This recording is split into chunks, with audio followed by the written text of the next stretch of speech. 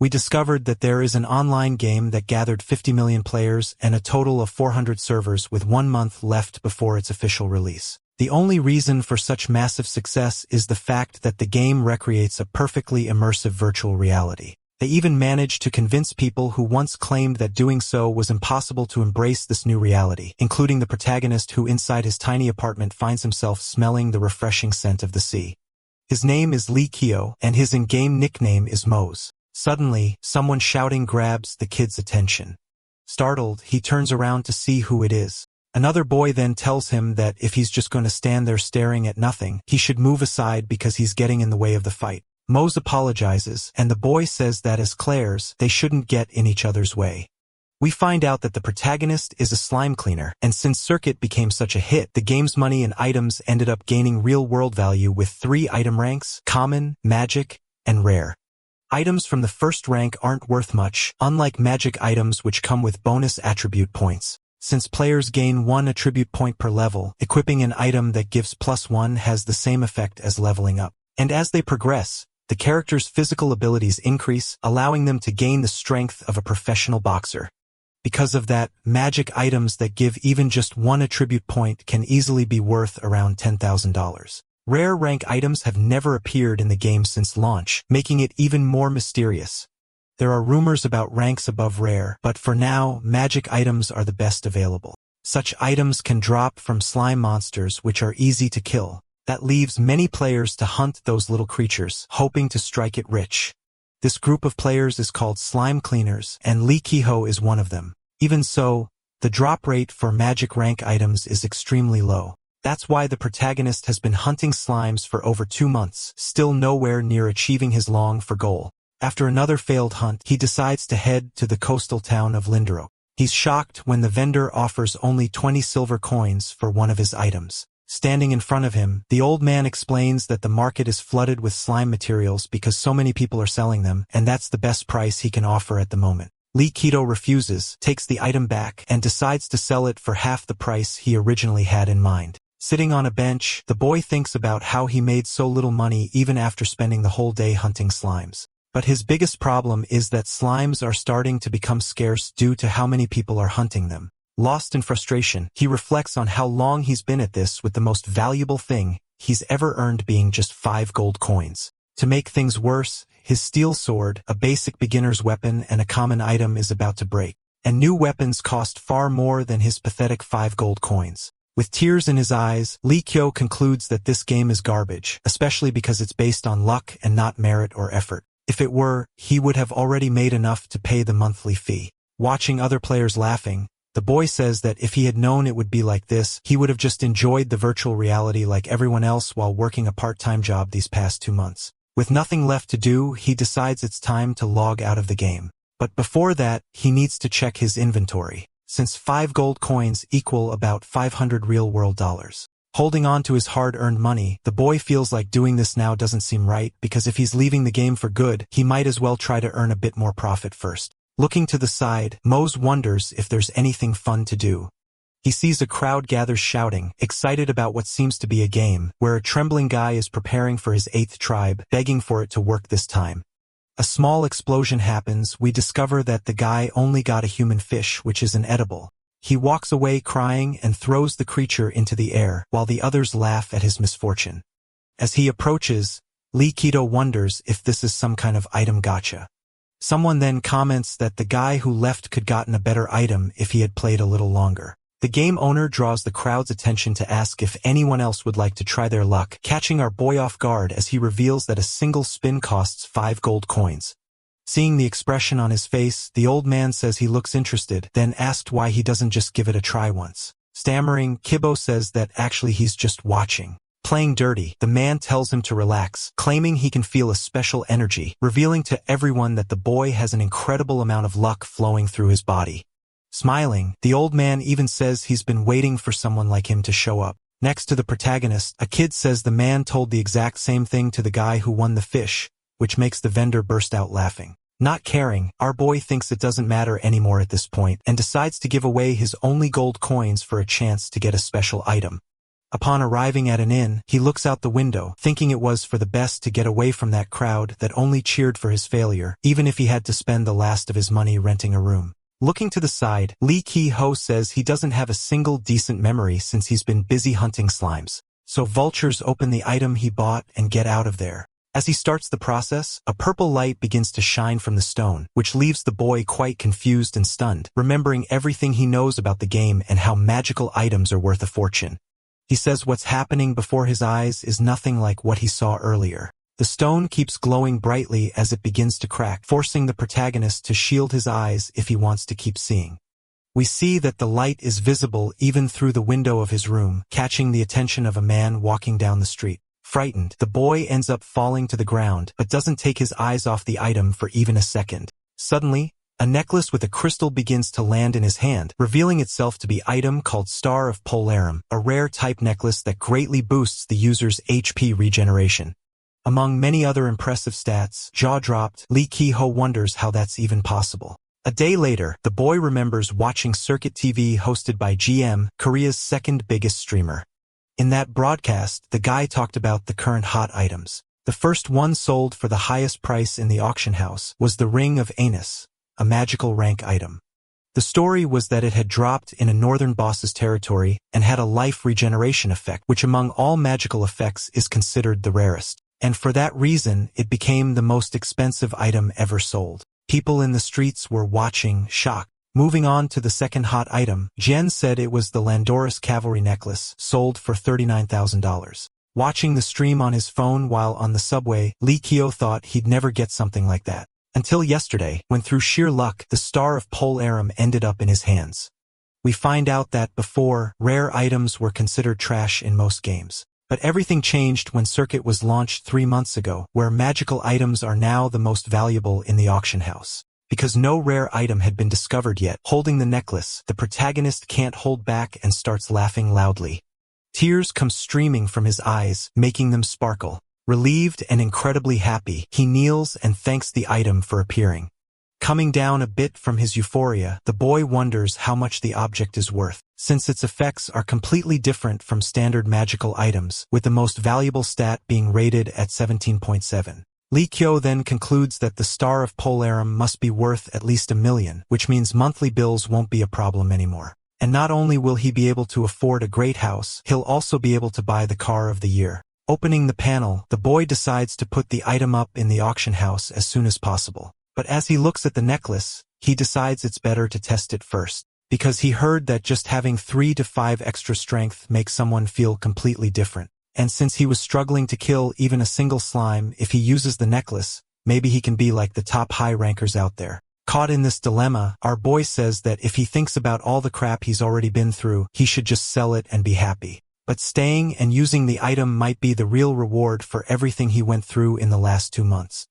Besides, he can sell it whenever he wants. Looking at his attributes, Lee Ki-ho thinks about how terrible they all are and decides once and for all to try on the necklace. A very strange sensation starts to run through his body, making him scream in pain and throw himself onto the bed in search of some relief, as he wonders if this is what it feels like to gain 18 levels at once and why someone would create something that does this. Looking at one of his hands, the protagonist concludes that the necklace's side effects won't be pleasant either. Opening his inventory again and grabbing a coin, the boy decides to test his strength. With just 2 fingers, he's able to crush the object, shocked by how powerful he is now. Getting up from the bed, no longer in pain, our boy decides it's time to test his new item in action. We're taken to the great city of Asparagon, and we learn that this is where most players live. It's also where the protagonist is now. Walking through the streets, he thinks that, as expected from a big city, the residents' equipment is really good, wondering if he overdid it by deciding to come here. Since all he has besides the necklace is an old sword, making team hunting a tough task. Because of that last point, Lee Ki-ho wonders if it wouldn't be better to take a solo quest. Suddenly, someone approaches and asks if he's a swordsman. Without looking properly, the boy says yes. But seeing a young archer behind him, he's surprised. With a friendly smile, the girl asks if he's looking for a party, leaving Mose unsure of what to say. Surprising him even more, the archer grabs both his hands and smiling says her team has 1 spot left that he can take right now if he's in.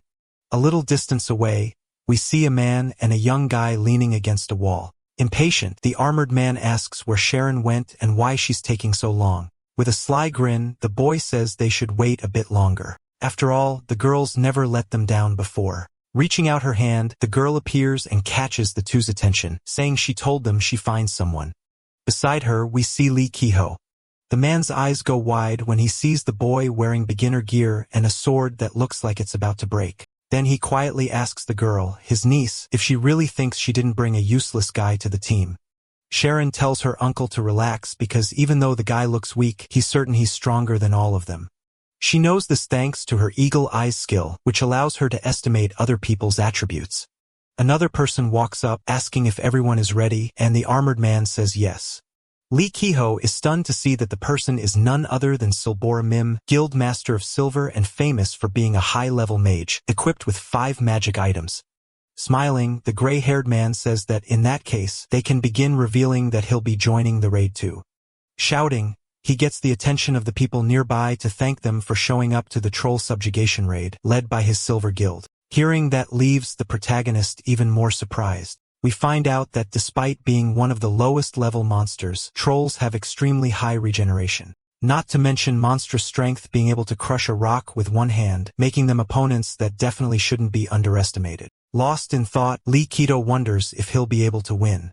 Out of nowhere, the other guy in the party says trolls are also highly aggressive, stopping only once they've eliminated their opponent. The armored man then says that even so, the creatures are weak against fire and curses and are very slow, making them easy prey if you're used to hunting them, and most importantly, they bring in the cash.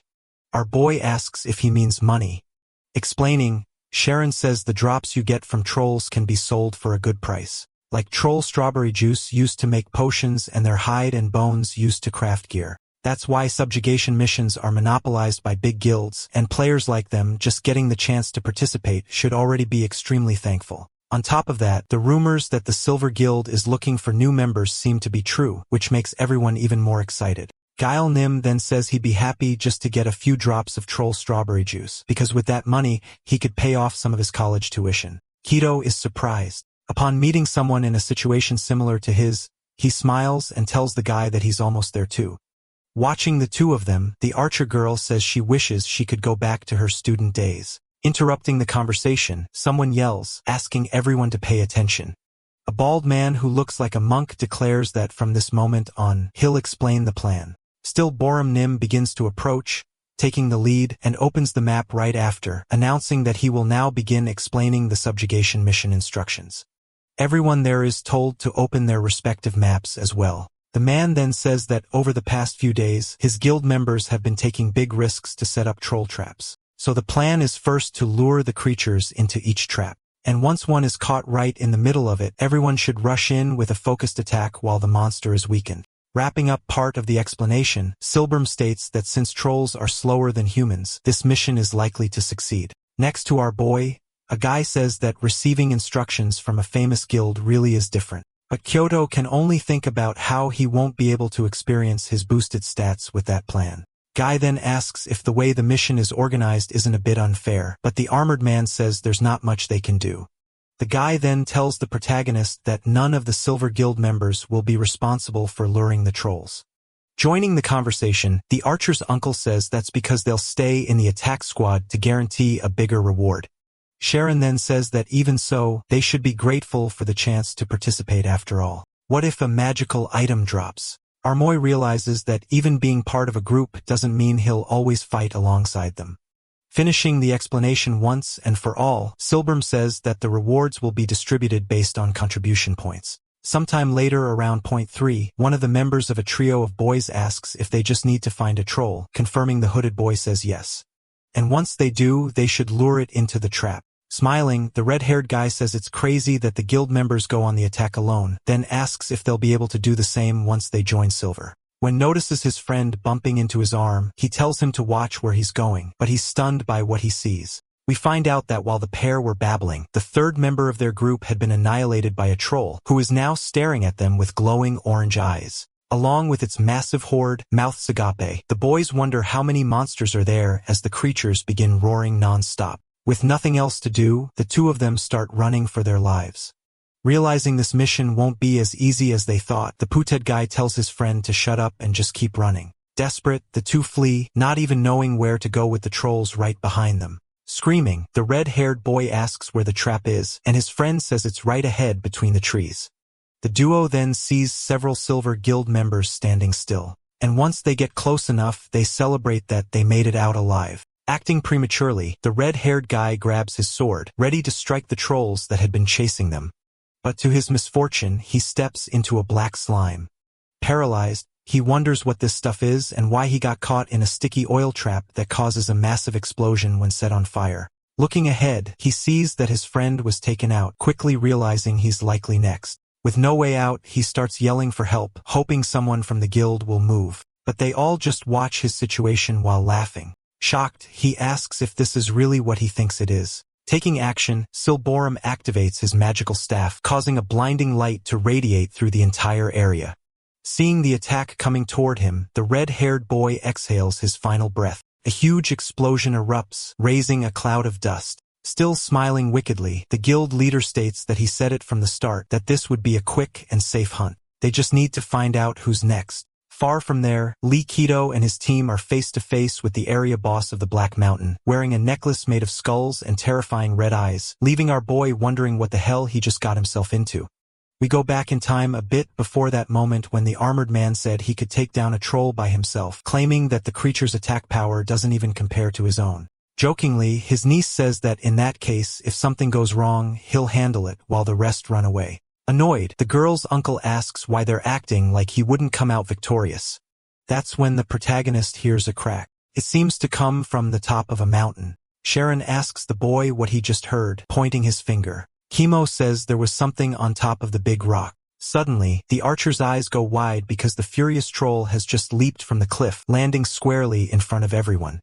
Turning to face it, our boy is left speechless as the giant creature prepares to deliver its first strike, which only doesn't hit the pair thanks to the armored man who steps in front and blocks the attack with his shield, using every ounce of strength in his body. Even so, the monster knocks him down like he's nothing, making Giles scream in panic and concern.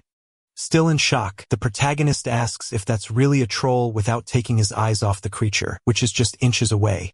Frozen in place, the boy says the monster is very different from what he heard, because just being in his presence for a moment was enough to feel a heavy atmosphere and soul-hungry aura it gives off. Still unable to move, Kyoto can only think that his time has come.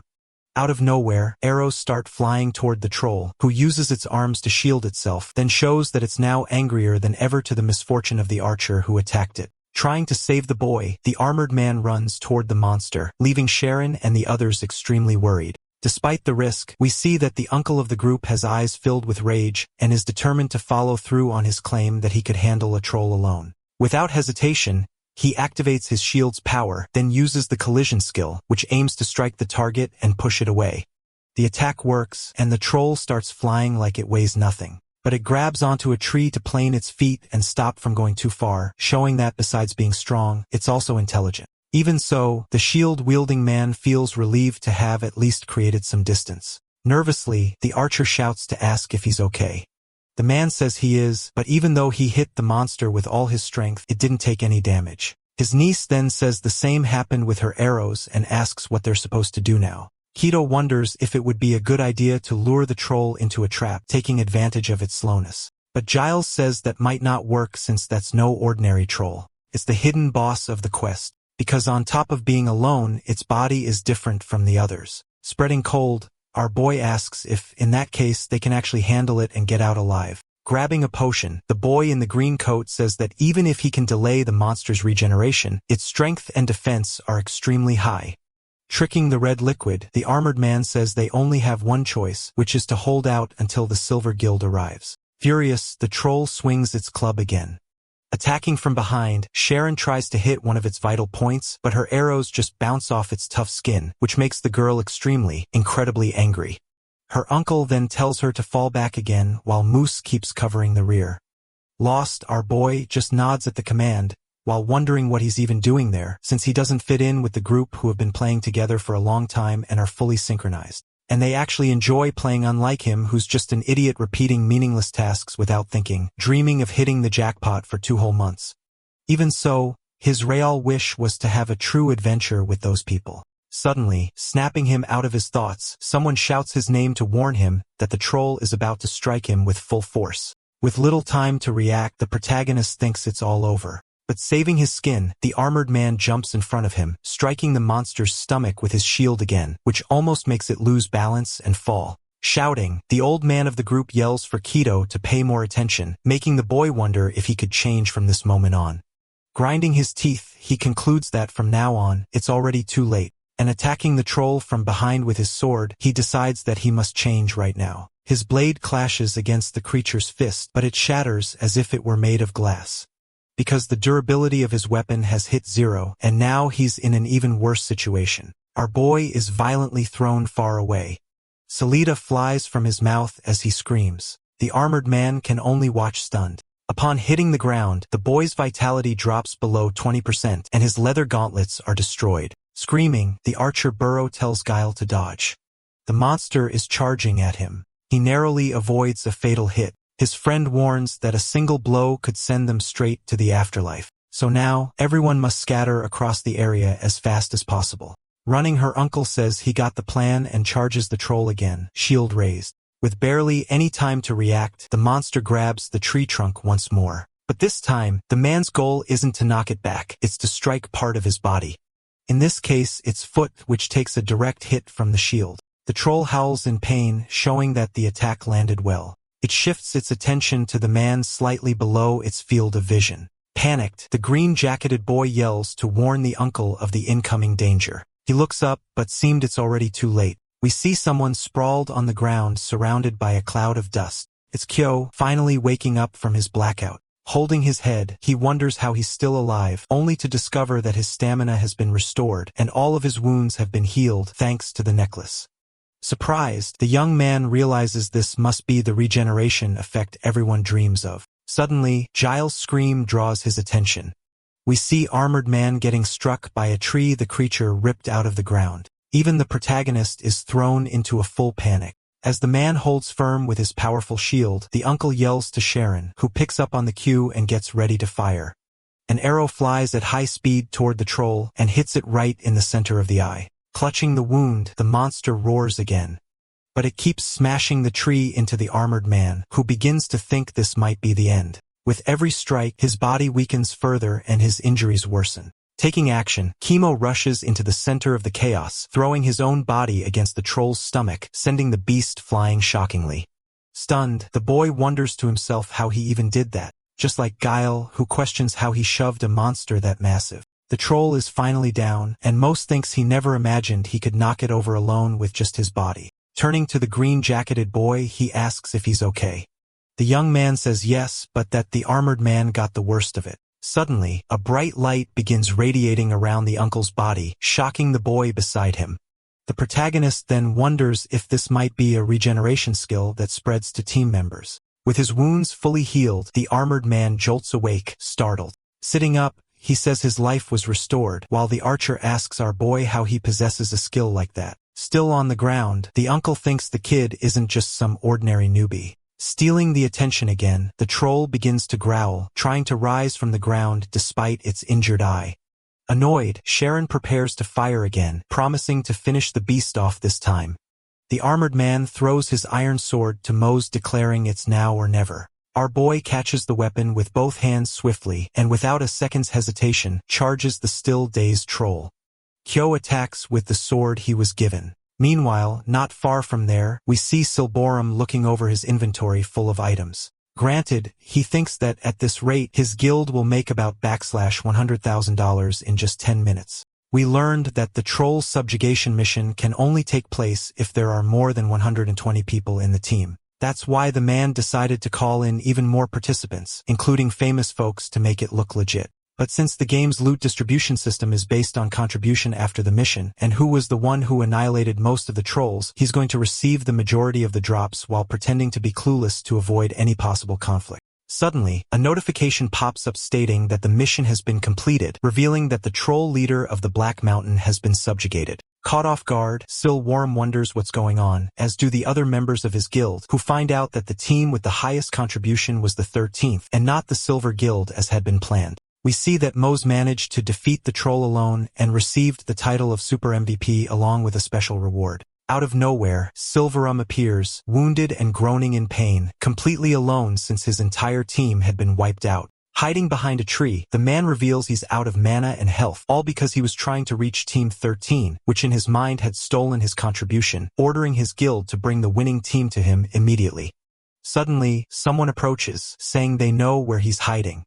And then it's hilarious seeing a famous ranker running like a little rat. We find out it's the Dark Guild. They say you should know exactly why this is happening, since he was the leader of that troll subjugation mission. Completely cornered, Silborum realizes he might not make it out alive. After that, all we see is his scream and strawberry juice splattering everywhere. The next day in the Asparagon territory, a cheerful vendor welcomes Keto and asks if he's looking for something specific. Shaking his head, the boy hands over a ring with a red gem and says he's looking for the auction house.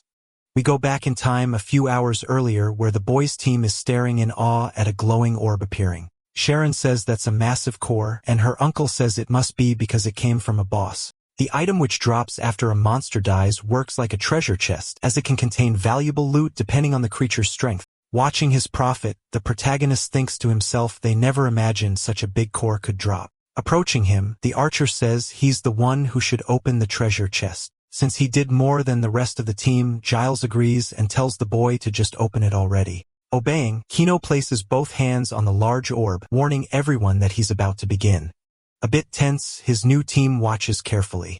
Suddenly, a bright light begins radiating from the core, and a message appears, stating that the items will be distributed automatically, based on contribution level. With eyes glowing, the protagonist thinks that slime hunting doesn't even come close to this. We find out he received the Strength Ring of Argonia Mountain, a magical item that can be listed in the auction for a starting price of €80. Outside the forest, sitting at a table, Keto wonders if that's a good price, even though that's 8,000 in real life, concluding that he can't really estimate it since magical item prices vary a lot depending on the type and effects. A bit impatient, our boy decides to screw it and presses the button to start the auction, hoping for an offer higher than the minimum. The sun begins to set over the city. Back in his room, the protagonist keeps thinking about the price he set on the item, trying to convince himself that €80 is enough and that he made a good choice. Throwing himself onto the bed, he says he's really tired, while his mind starts to replay everything that happened that day, including his victory over a troll during his very first team hunt, where he also managed to get a bunch of cool items and even made his first friends in the game, all thanks to the rare necklace he got from the gacha. Waking up in the real world, the boy takes off his VR headset and wonders if he spent too long in the game. Picking up his phone, he sees a message from his mom worried about his meals. Replying, our boy says he's getting paid from work tomorrow, so she didn't need to send anything. Suddenly, another message pops up saying $35 was withdrawn from his account to cover transportation fees. Staring at the screen, Kyo asks if his account's going to be empty before he even has time to get emotional. Suddenly, something else grabs his attention, making his eyes go wide and his jaw drop. We find out the boy just received a transfer of $30,000 thanks to the ring sale. Leaving his tiny apartment, Kyo heads to his circuit store to collect his payment and start preparing to return to the game. In addition, he took another semester off from college, sent money to his mom, ordered some gym equipment, bought a powder at the store, which will serve as a dietary supplement, covering the nutritional gap caused when players can't eat during gameplay. That way, when he eats in-game, the VR machine will release the powder into his body, reducing the need for physiological care. Even so, the protagonist knows the best option is still to log out at a decent time and eat real food. Suddenly, his phone beeps, notifying him that the name Mose is now ranked first in search popularity. Hammett Silborum's body was found with the Dark Guild being the main suspect of taking him out. However, what shocks our boy the most is that a guild called Arthur's Trinity is offering 500 gold coins. In exchange for any information about him, after thinking for a few seconds, Mo concludes that his in-game life just got a lot more complicated. He decides to rush back to his apartment. He doesn't want anything bad to happen, because if things keep going this way, his freedom in the game and his future will go down the drain. Upon logging in, Kubo chooses to leave Asparagon as soon as possible. We return to the game world, where the boy is far from the city, high up on a mountain, thinking about how he needs to stay hidden. Soon, he'll have to go somewhere very far away.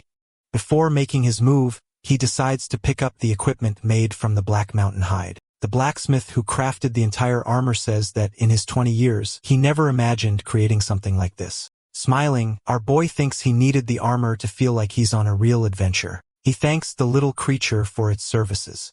Leaving the shop, Kibbo says it's showtime now, or at least that's what he thought. Reaching a mountainous area, the boy wonders where he is, and sitting on the ground realizes he may have gotten lost. Out of nowhere, a breeze coming from the ground catches his attention. Fearless, Mose decides to place his hand right above the crack. But when a light starts to shine, he quickly pulls back startled. In front of him, a door opens revealing a secret passage into the mountain. Shielding his eyes from the strong wind, our boy asks what the hell that is. A message appears saying he is the first to discover a new dungeon called Blackroot Cavern. Inside, everything is pitch black, forcing the boy to use the Belsex Lightstone, a common consumable item. With some visibility, he observes the stone walls around him, quickly realizing that the deeper he goes, the darker it gets. Kyoto reaches what appears to be a stone tablet with writing in a strange language. Getting closer, the boy tries to decipher what it is. We find out the message says that the curse words Marudal, Ivory, and Skull imprison people, and that deadly shadows ambush an army, which ended up falling without the chance of an honorable death. Looking back after hearing a noise, the protagonist finds himself face to face with a horde of skeletons clad in armor ready to attack, revealing that he was expecting something like this to happen. Fearless, Mose charges in with his new sword, sending bones flying in every direction with his strikes. The skeleton army is unfazed and retaliates with a coordinated assault. He starts getting nervous while fighting to avoid being hit. Our boy starts thinking this might never end. To make matters worse, he has no combat class and never properly learned how to wield a sword. So now he has to give it everything he's got if he wants to win this battle. Suddenly, a skeleton grabs him, and all the others pile on top of him, forming a small dog pile. Buried under the creatures, Kido wonders what to do. He then activates his special power, which causes a bright, radiant light to flood the dark, shadowy space, while simultaneously blasting all the enemies away. We find out that the explosion happened due to the synergy between a rare rank accessory, armor, and weapon. With most of the skeletons defeated, only a few remain standing, showing they won't give up so easily. With a small smirk, the protagonist says it's time to finish this. Sometime later, we see parts of skeletons scattered throughout the dark cave, with Kido panting in the center, still gripping his sword tightly. Wiping the sweat from his face, he wonders if it's finally over. Suddenly, messages start popping up, informing him that he leveled up twice. Shocked, the boy asks how that's even possible since he only defeated weak monsters. It then celebrates his great victory. Interrupting his moment, a growl echoes from a hole, making Mose immediately go back on high alert. Looking at the passage, he thinks he definitely heard something coming from there, deciding to approach and see it with his own eyes. The sound continues to echo, and the boy wonders if there's anything there besides skeletons. Passing through a narrow opening, he realizes he might have reached the source. He has to cover his nose because of the disgusting stench inside, which seems to be coming from the corpses of other adventurers who lost their lives there. As he walks, Kyo starts to feel sick from the smell that won't go away. Upon hearing another noise, he decides to climb a massive stone staircase.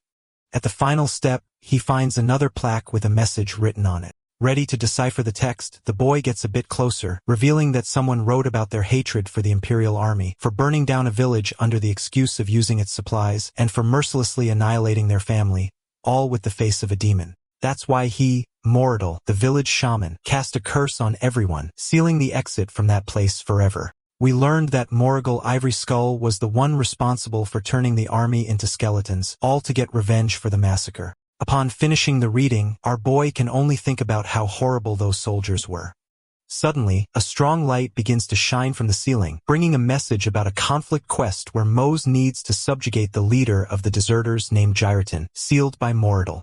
To do so, he must say the cursed words. Bravely, the boy speaks them out loud. The ground begins to shake suddenly, and what looks like a heart emerges. Perplexed, Kido wonders if those are bones coming together. Answering his question, a massive skeleton with glowing red eyes forms right in front of him, asking how he dares to stain his body with such miserable words, and stating that he should have destroyed the shaman's body entirely instead of just starving him to death. Gripping his sword, the protagonist notices that his hands are trembling.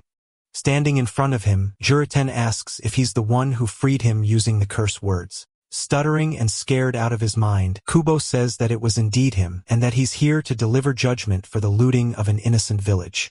Hearing that sends the great skeleton into a rage, so much that he attacks the boy with full force, throwing him against one of the walls, then asking who he thinks he is to judge him. We see Kyo crash the ground after creating a crater in the wall, the force of the impact on his back. While Jiren declares that he won't leave that place alive, we learn that named monsters are extremely unique because they're absurdly stronger than regular creatures.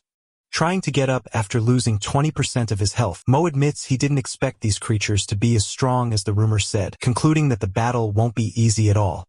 The giant skeleton keeps watching him coldly. While he thinks the only good thing is that he'll always recover as long as he doesn't take a fatal hit. Charging again, the creature asks what kind of wicked magic the boy used to heal so quickly, seeing a fist coming straight at his face. The protagonist realizes it's a bit too late to react, so he has to dodge before getting hit, only then drawing his sword to counterattack. His strategy works, and Jiritan is thrown far away, his face frozen in shock. A bit tired, the boy says he did it, revealing that the strength, vitality, and dexterity from his gear let him move however he wants, allowing him to launch a higher-level monster into the air, which means that in his current state, victory is guaranteed. Getting back on his feet, the skeleton says his body may be cursed, but he never thought he'd be knocked down by a rookie. So he'll have to completely annihilate Kido in order to be freed. Charging into another attack, our boy says the skull can talk all he wants. Activating his power, Jiritan says it's time to show the real difference in class between them. Moses' eyes shut tight from the brightness as his opponent summons his sword named Sharma, which appears amid blue lightning, also boosting his level to 35. With a single attack, the great skeleton strikes the boy straight in the stomach, who screams as his strawberry juice pours through the armor. Turning around, the monster prepares to strike again, proving he was dead serious when he promised to wipe the boy from existence. He always hit again, but this time in the back, and he's sent flying, tumbling across the ground over and over until he finally crashes into a wall. Jiritan says it's a shame he couldn't split him in half due to his cursed body. But now that the boy's attacks are useless, he can just end the battle. In intense pain, Mo thinks that if he hadn't bought new equipment, he would have died at least 20 times by now. However, since he's in better shape than before, with 300 HP and more than 100 HP regeneration per second, he can fully heal in just 3 seconds. Smiling, he says he never imagined that a necklace he got thanks to his hyper luck would make such a difference. The skeleton asks how the boy can still stand, and he replies that this is his golden opportunity to finish him and ease his resentment for the villagers who lost their lives unjustly. Raising his sword, Jiritan says he's nothing but an insolent brat and attacks again, forcing Kimo to crouch and block the strike with his weapon. Struggling hard, our boy says his opponent's strength is insane. Even so, he holds firm, choosing to dodge out from under the massive sword and save his own skin in a rapid exchange. Jumping into the air, ready to deliver a mid-air strike, he says he'll wait for an opening, landing a hit on the creature's arm. Seeing his attack go through the armor, Kibo decides to use the momentum to chain multiple blows. Still refusing to surrender even while wounded, Euron gets ready to attack again, aiming his sword right at the boy's head. But Kivo just looks up coldly since he knows the skeleton's arm won't hold up to finish the strike. Taking the chance, our boy charges and shouting, and this time slashes at his opponent's legs, bringing him crashing down to the ground. Aiming his sword at the monster's terrifying face, the protagonist declares the fight is over. In disbelief, the skeleton asks what he is, and whether he received Bellica's blessing or belongs to the lineage of Benendoru, the one who opened the chest of death. Confused, Mo asks what the creature is talking about, then says he's nothing more than a filthy murderer who destroyed the honor of his own empire. Shocked, Furatan asks how he dares say that when he's just a rookie who doesn't even understand the soldier's mindset. Irritated, our boy asks if attacking a village and massacring all of its people counts as a soldier's mindset. Enraged, the skeleton reveals they had no choice because they were starving. Since during the war, his army received no decent support. So they decided to ask the village they were protecting for help but were treated like villains, to the point of being driven out with no thanks at all for the protection they provided. As if that wasn't enough, the village declared war on the Imperial Army. Kibo asks if that was the pathetic reason they wiped everyone out. Smiling, Jiritan says yes. And if it weren't for the shaman, it would have stayed only in his and his soldiers' memories. That's just a good moment. Still holding his sword, our boy says he understands his soldiers' mindset much better than he does, because he served in the military for 2 years and knows that soldiers were a loyalty to the nation and to the people. That's the motto of the Republic of Korea's army. Putting an end to everything, he strikes a fatal blow to the skeleton, who literally loses his head. Satisfied, Mose turns his back to leave. The monster twitches, slightly disturbed by the soldier's creed being recited. Suddenly, a message pops up on his panel, informing him that he leveled up not once but 6 times in a row, and also unlocked the achievement called He Who Received the 11 Swords, which increases all of his stats by 2. Mouth wide open, the young man wonders if he's really reading that right, but then something else grabs his attention.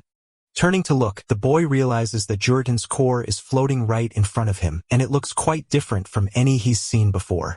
Excited, he decides to open the glowing pink orb, causing a light so bright it floods the whole area. So intense, he has to squint a little. We see many items drop from the core, including gold coins, jewels, and a giant axe. Grinning from ear to ear, Mo says he better get everything into his inventory as fast as possible. But before he can finish doing that, something else pulls his focus. It's the massive, glowing blue sword that once belonged to Jiren. As he approaches, our boy's eyes sparkle, but then a message appears, making him scream. We discover that the sword Sharma is a unique class item created by Lavahir, and it possesses the engraving ability. Kyo stopped reading the description the moment he saw the word unique because he was completely shocked by the information, since he didn't even know that a rank higher than rare actually existed, which means that he probably owns the only item of such a level, just like he's also the only one to own a rare ranked item. To his surprise, the sword begins to emit smoke right in front of his eyes, revealing that it was actually absorbed by his own body, which now possesses the engraved summon ability, allowing the sword to appear whenever he wishes. Happy, Most thinks that this is his very first skill. Deciding it's time to test it out, when he says the name Sharma, a pentagram glowing with blue light appears beneath his feet, and the sword materializes right at the center. Holding the new weapon, Kyo appears completely mesmerized, revealing that even though the sword is a bit hard to grip, it has just the right weight for support. Now his greatest desire is to use it in a real battle. Suddenly, his footsteps on something. Kneeling down, the boy picks up an unknown item. The ring of the corrupted swordsman's seal, Jiritan, also rank unique. We discover along with Kyo that if specific conditions are met, a secret quest will be triggered. Not wanting to know too much about what that means, the boy decides to grab everything he can. Getting excited just thinking how much the items might be worth in gold coins. Suddenly, a light blinds his eyes, but it's just daylight, signaling that morning has come. The protagonist then decides he'll sell the items in the nearest village. Arriving at Toiko, the city of arts, he thinks he can finally sustain himself for quite a while. We hear someone yelling, asking what that is on the screen. It's a guy shocked to see the items listed for sale in the auction house. Another young man approaches and asks if that thing on the screen is a skill book. Both are then stunned to find out that an enormous number of items is being sold by a single person, whose in-game nickname is Mose. With eyes wide, the townspeople ask if he's the same person from the troll subjugation incident. We're taken to the Toiko branch of the Arentis Central Trade Committee, where our boy stands, jaw dropped, staring at an absurd amount of gold in front of him. One of the auction house representatives tells him that the total value of the items he sold came out to 8,726,000 gold coins. In disbelief, he asks the little green creature to repeat the amount 2 more times, and it smiles and confirms it. Kato collapses to the floor from sheer shock, revealing that he's more stunned than happy, since he just made $80,000 from completing a single dungeon. Pointing at some coins that aren't gold, he asks what they are. Explaining, the little man says those are Ormatron tokens, each worth more than 1,000 gold coins, information that nearly makes Moses' eyes pop out of his skull. We learn that the tokens are a magical rank item containing a small amount of Orma Spiral Aura. Holding one of the coins, our boy reveals his complete ignorance about the item. Interrupting his daydream, the vendor says you better be careful for a while, since everyone in the city is trying to figure out who Moses really is. On top of that, there's a group called the Dark Guild that kills and robs people without hesitation.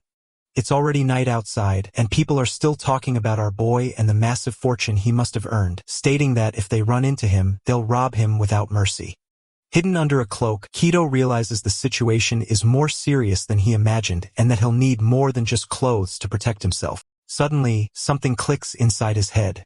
When the day breaks, he heads to a blacksmith, looking for armor that covers his whole body and offers real protection. The man in front of him says full-plate armor is pretty expensive. Unbothered, the boy asks the man to just show him what he's got. Pulling out a gleaming suit of armor from under the counter, the man smiles excitedly.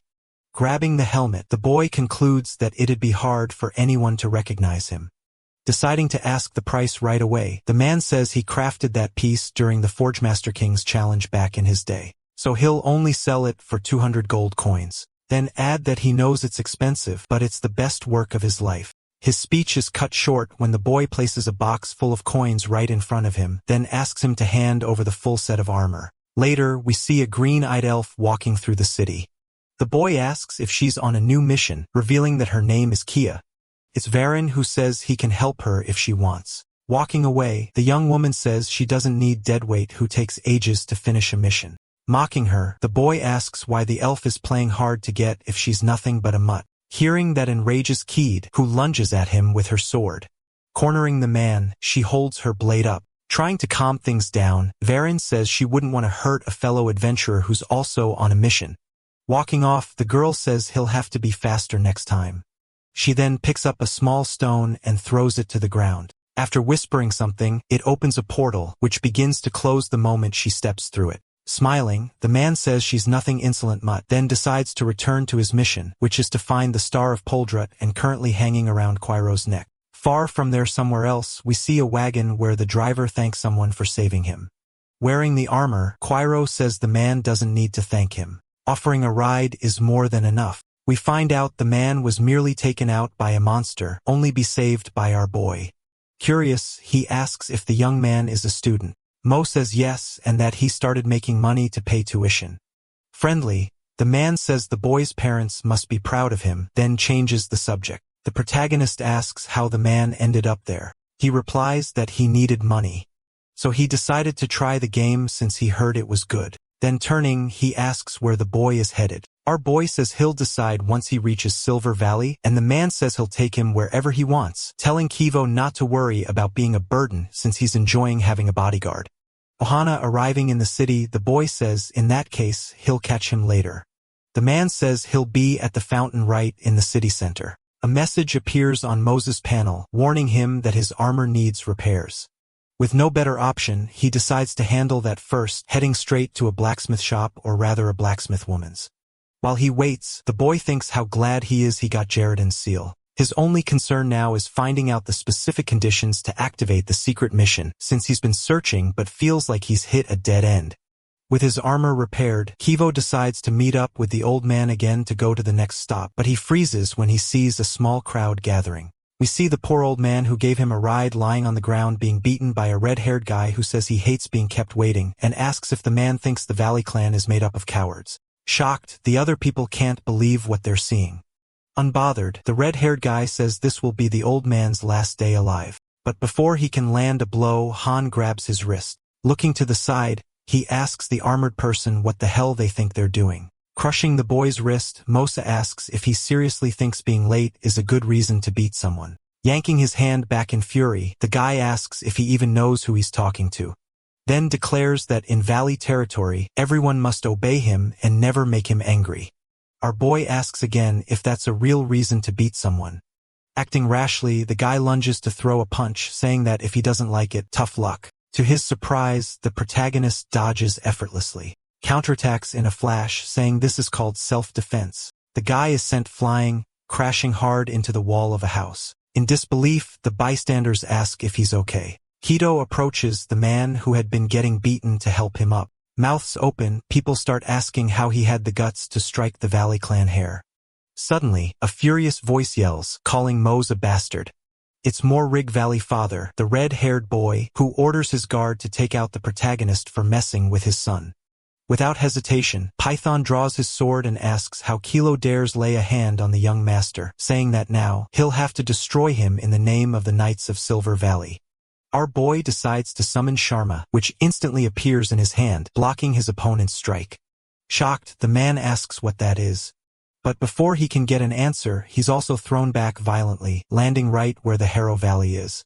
Both end up on the ground seriously injured. Surprised, Morik shouts for Picthan, ordering him to get up immediately if he still wants to be a knight. Our boy points his sword at him and says it's time for round 2. Meanwhile, the townspeople wonder if the armor the boy is wearing belongs to the Order of the 14 Holy Knights. The crowd starts to gather, happy to think that someone has finally come to investigate what's been happening in the city, since Morik has been stealing half of their profits as taxes, executing those who don't pay. Confused, Mo thinks he doesn't even know who the 14 Knights are, but decides to play along to help. Turning to the man, he asks if everything he just heard is true. Squatting nervously, the man says the taxes were part of a preparation plan in case of a food crisis. Kibo then says that in that case they can head to the mansion and search the place. Falling to his knees, the man starts begging for forgiveness for the serious crime he committed. Our boy accepts and says it's fine. As long as he returns all the money he took, the charges will be dropped. Morik agrees, and the entire crowd starts applauding our boy, increasing his fame by 2,874, and we discover this was also a secret quest. And now he needs to go to Falu, a city on the continental border, to complete the next one. Smiling, the boy admits he didn't see that coming. Watching from a distance, someone says it's been a long time since they've seen an engraved sword. From atop a mountain, another person asks higher if he's going to punish the boy for pretending to be one of the 14 knights. In response, he asks if his companion forgot that the Oracle of God said adventurers have made things better. And as they can see, now they have less to do thanks to the boy in armor. Agreeing, the man in the white hood asks what kind of adventurer the protagonist is. The other hooded person then says he's not sure, but it seems like he might be that Mose from the rumors. His companion then says that, in that case, they should keep an eye on the boy for a while. Kyo arrives in the border city called Falub and heads straight to the class agency. Leaving the place, he throws himself on the ground, frustrated by not finding any leads, then wonders how many days have already passed. We learn a bit about the secret class, where people who possess it have a strength or knowledge that only a few can obtain. So rare that there's barely any information available. Thinking to himself, the protagonist says that at least he made some progress by getting info from the guild. But maybe now he needs to search the whole city to find what he's looking for. Suddenly, something catches his attention. Two elves walking right in front of him, creatures he never expected to find there. Suddenly, a man running bumps into Mose. Almost knocking him down even though he was at fault, the man tells him to watch where he's going. Annoyed, the boy asks why the guy is so mad when it was clearly his fault, then yells that he hopes the man steps in feces. Out of nowhere, a huge explosion occurs, scaring everyone, including our boy, who realizes something very wrong just happened. We see the man who had been running now lying on the ground, coughing, lamenting that he dropped his money. Another person arrives and steps on the coin bag, calling him a damn little thief. It's Varen, who furiously asks how the man dared to trick him and try to get away. The guy's strength impresses Mose, but it's the ring on his finger that grabs even more attention. Enraged, the thief pulls a hidden knife, determined to kill the man who stopped him from fleeing. A bright flash bursts forth, and we see that it was Varen who obliterated the man with his large gleaming sword. Everyone is horrified by the scene. As the boy says, it was all a waste of time. Shocked, Kigo says he couldn't even see the guy's movements, realizing he needs to find out who the hell this guy is. A message appears saying he completed another secret quest and now has a lead to a rare class. Confused, our boy wonders if he read that correctly. But his thoughts are interrupted by another message saying that now he must speak with the man in the black cloak, who by now is already leaving the scene. Later, as night falls, we see Varen walking through a dark alley, with Mose following him very stealthily. Thinking to himself, the boy says he has no more doubts that the ring on the young man's finger is the same as Juratan's seal, which reminds him of when the skeleton revealed he used to be a swordsman. Smiling under his armor, our boy thinks he really is one lucky guy. However, the boy he was following suddenly disappears, leaving him completely confused. Varen appears behind Mose, a dark look on his face. He grabs the boy by the neck with one arm and drags him back into the alley, throwing him to the ground right after. With his sword pinning the protagonist down, the boy asks who he is and why he's following him, and where he got the shiny necklace he's wearing, warning that Kyuho has one chance to tell the truth. Cornered, our boy says he got the item from Agasha. Varen attacks, taking 5% of his health, then asks if Mo thinks he's joking. On the ground, the boy insists it's true, saying he bought 2 ruined fragments from an old man in the village of Linder Oak. The cloaked guy grabs the young man's armor. While asking what the old man looked like, our boy says he had white hair and wore a cape. Realizing everything, Darren lets go of Kyo with force, quietly muttering that all this time, the man was in Linder Oak. Getting back on his feet, fully healed, our boy asks who the old man really is. The other replies that he's a class special criminal, known as Lero the Gambler. Hearing that leaves Mo's quite shocked. Varen then reveals he was assigned to find the man who knows about the disappearance of the Landoris cavalry. Seeing that our boy has no idea what he's talking about, the man calls him an ignorant idiot, then explains that he's investigating the incident that caused the Landoris cavalry to vanish, leaving only ruins behind. Kiddo then finds out that the necklace he's been wearing all this time belonged to Polaroon, the executive commander of the cavalry. Looking at the glowing gem, he thinks he always thought the item was amazing, but he never imagined something like this. Varen then says that noticing he has no more injuries, the necklace must be real. And attacking Mose declares it's time to take it for himself. With his armor scratched, the protagonist asks what the guy is doing. The other responds that since Polaron is no longer around, all he needs to do is finish off the boy to take the item. So he should be a good boy and just accept his fate. In shock, Kiddo asks if the guy had planned to kill him from the start. Confirming, the man says dead men don't tell tales. Grabbing Sharma, the protagonist realizes that's why his opponent revealed all that info so easily. His thoughts slow him down, and he takes another hit that drops his HP below 10%. Varen then demands that the boy hand over the necklace. But instead, he gets a surprise because Mo, still intact, is already getting back up completely healed. Annoyed, the guy asks if he's immortal. Appearing behind the protagonist, he tells him to say his last words since he'll just keep killing him every time they meet. Dying from the pain, Kiddo thinks he just has to endure for 3 more seconds. But Varan shows up again asking if the boy really thought he'd just sit and wait for his recovery. With another hit, the protagonist's HP drops to below 3%. His consciousness begins to fade. Opening his eyes, he sees someone saying that a swordsman buries his convictions in his sword and devotes his life to it, a truth he should have reminded the boy of since this is a top-tier secret mission. We discover that the mysterious person saved our boy from death and is now fighting Varen, saying he's been blinded by greed and turned into a dog. So he must be eliminated for being a traitor. Stammering, the guy says his master misunderstood the situation and that he just needs one more chance to prove his loyalty. Robin executes the guy without mercy, saying he can explain himself to the devil. Shocked, Kiddo wonders if the man really finished off the young guy that easily. But he steps in front of him, declaring that now it's his turn. They can't be allowed to leave alive now that he knows too much. Terrified, our boy thinks that his last opponent was already no pushover, and now he has to face someone on a completely different level. Standing up, he remembers that he promised a bit everything he had on the circuit, surprising Roby with his attitude while thinking he can't miss the chance to reach his secret class. Even if he dies and receives a penalty, intrigued, the man asks if he really wants to fight even knowing the huge difference in their abilities. Mo replies that even if he survives, Roby will keep chasing him, so he'll give it his all. The man then thinks that's an incredible mindset for someone who's scared shitless, someone very rare even among swordsmen. Suddenly, the ring on the boy's finger catches his attention, forcing him to ask out loud if that's the seal of the swordsman. We see that as he asks, the man also advances toward Kyo, who ends up revealing where he got the ring. Shocked, Roby asks if he's really talking about Jiritan, and he confirms that, yes, he is.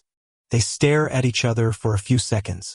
Letting the boy fall to the ground, the man says it's impossible to believe he defeated Jiritan, but he felt truth in the story. Getting back up, Mo asks if Jiritan was also a swordsman. The man says yes, and that hundreds of years ago, he was the two-faced traitor who abandoned the swordsman and joined the Imperial Army. Back then, since the swordsman had only just emerged, no one could stand against the army. Kiddo realizes that's why the skeleton had the ring. He then apologizes for taking away Roby's chance at revenge. The man doesn't mind and states that now the boy only has 2 options: to die painfully every time he revives or fill Varen's vacant spot and join the swordsman. Without hesitation, our boy says he wants to join the group, leaving the man surprised by such a quick decision. Even so, Roby asks if he's sure about what he just said, then agrees, saying he's not even sure the kid can really become a swordsman. Out of nowhere, the man punches Mose in the face. Without a helmet, he can only wonder why he got hit. As he slowly passes out, Roby grins and welcomes him, calling him a crap rookie. Meanwhile, in the training room known as Sanctuary, our heroes prepare for a duel. Both Lee K-ho and the young woman stare each other down before the real fun begins. At that moment, the boy rushes toward the swordswoman, launching his attack. The pair's wooden swords clash in the air, but the girl's strength seems to leave our protagonist a bit embarrassed. With a charming smile, the young woman faces him with a playful jab. Attacking again and again, Kiho tries to defend himself at all costs. Realizing how good the girl is, the elf shouts that she can track the protagonist's blade. Lee understands her skills are far superior, thinking he couldn't expect anything less from the master student. But something catches the young woman's attention, and with her green eyes, she tries to make sense of what's going on. We see that Lee seems to have found some kind of opening and takes the chance to strike. However, his strategy doesn't work, and he ends up getting hit. Throw him to the ground. The boy opens one eye and sees a hand reaching out toward him. It's Kiad, who smiles and says the boy isn't bad. He just has a long road ahead. With a slight smile of relief, the warrior tries to come up with a reply for the girl. We see a bond beginning to form between the two, and Lee says he'll win next time. Far from there, we noticed some sort of interesting conversation taking place. It's our protagonist on the phone with his mother, who seems to have found his precious dollars. A bit of an argument breaks out as the woman thinks all that money came from shady activities like theft. At that moment, the boy realizes he's super late for something and decides to just end the call. Saying goodbye to his mom, the guy slams the alarm clock, which wouldn't stop ringing. Letting out a soft sigh, our protagonist seems relieved, possibly related to his mom's nagging. We're taken to a few moments earlier, and we find out the place where Lee woke up was the hideout on the organization that serves the God of Blades. Robin, the guy who brought him there, introduced himself as one of the 10 masters of that mercenary group. And after that, he asked the young man if he wished to become a swordsman of that kingdom. Accepting without a second thought, the protagonist decides to join the crew. However, it didn't take long for Lee to bitterly regret his decision. While training, he began to realize that it was far more exhausting than it had been presented to him. His master kept making violent promises, and each day, the place demanded even more from him during training. That intense training continued until the young man began to wonder if it was really worth it to train the way the elite did. But he grew more and more tired as he kept taking blows from the leader who had summoned him for the mission. The only reason Lee managed to endure was Kia's smile. Smiling at the girl, he reveals he's happy and have finally been called for an official mission. Kia then says it's fine to be excited, but he has to be extremely careful not to let that information leak. The two say their goodbyes and agree to meet at the sanctuary another time. Smiling, Lee watches his friend walk away. And determined to complete his mission, he begins to wonder if he might finally get to go to Asparagon. Meanwhile, in the city we see a beautiful cathedral, and we learn that Lee managed to become a very successful swordsman. As proof of his performance, the young man received a ring called the Swordsman's Seal, which increases his attack power. The protagonist then reveals that to continue his mission in the city, he had to go to a paragon. Since the ships that traveled to the place depart from that city, he ended up realizing the number of players had increased. Looking at the armor of two young men, he thinks everything looks really fancy. And while walking through the city, he began to overhear conversations about accessory sales and wild achievements. His thoughts drift back to the past when all the players hunted slimes to get magic items. Suddenly, someone calling for help catches our boy's attention. It's a desperate player saying everything he earned from the hunt in Vilanco was stolen. Everyone begins to comment on what the number 1 guild has been doing with those lands. Trying to gather information, our boy finds himself standing still, listening carefully to every whisper. Far away, on some isolated island, we see something seems to be happening. It's the members of the number 1 guild blocking other players from entering a cave, while some thugs threaten the more defenseless players. The young man who was calling for help earlier appears. The bald man then starts negotiating, asking if the boy has any idea how much the product he scratched is worth. But suddenly, Lee appears to solve the situation and terrifies the bald brute. With all this sweetness, the protagonist tries to reason with the bad guys, saying it's a public place and everyone can play freely. But the thug squad had no interest in arguments and soon started threatening our warrior. Already knowing how to deal with that kind of people, Kiho tries to steer the situation in his favor and starts dropping some fancy words. Then he switches to more aggressive language in an attempt to drive those cowards away. But at that moment, the bald guy decides to start a physical fight. Unfortunately for him, before he could finish his attack, our swordsman immediately strikes without hesitation. Seeing their leader flying through the air, the guy next to him asks who the protagonist is, and before hearing an answer, he gives the command for the other bandits to launch a full-on attack against the outsider. Thinking fast, Lee concludes there's no need to bring out Sharma to deal with that trash, choosing to defend himself using only his fists. Taking advantage of the fact that his training was up to date, Lee quickly began applying everything he had practiced over the past few months, taking down the guild members one by one. Shocked, those still standing begin to wonder who that bastard is. Lifting a guy off the ground, the protagonist shows he heard what the men were saying. Then looking back, he declares that he's just a player who came to the hunting grounds to hunt, starting a real intense brawl. At that moment, someone unfamiliar appears and asks what's going on. It's Suksad Nim, the execution captain of the number 1 guild. All the goons rejoice at the man's arrival, putting all their hopes in his skills. But before any sort of confrontation begins, everyone realizes something isn't going as planned, because the fighter is wearing an emblem that only players above 9,000 have. At that moment, Lee notices that everyone is trembling in fear, and it's time to take some kind of action. We discover that while our hero was training, some things had changed in the circuit, specifically regarding how players were ranked, since before to get good rank, one had to be famous or something like that.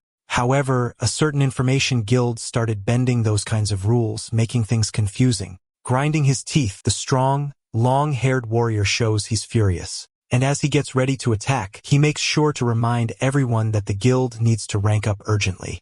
Letting out a loud battle cry along with the other warriors, he threatens to call the guards for disturbing the game's order, saying that first he needs to take care of that outsider who showed up just to stir up trouble. But our hero can't stay quiet in the face of such an insult, and before the guy even finishes talking, he charges in and throws him far. Conjuring his power, he starts mocking everyone in the guild until his sword appears, and he gets ready to settle the matter his own way. He then states that he wants everyone to watch closely as the guild explodes into pieces.